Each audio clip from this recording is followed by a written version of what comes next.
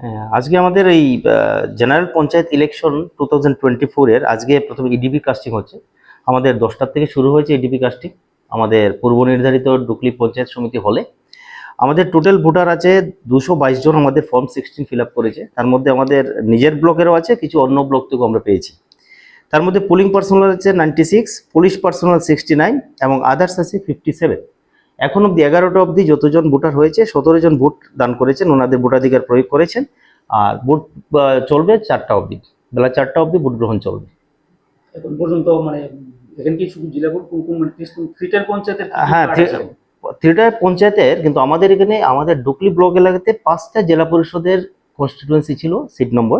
তার মধ্যে 2টো uncontested declare হয়ে গেছে এবং 3টের জন্য ভোট হচ্ছে। যেমন পশ্চিম জেলা ত্রিপুরা জেলা পরিষদ 13, পশ্চিম ত্রিপুরা জেলা পরিষদ 15 আর পশ্চিম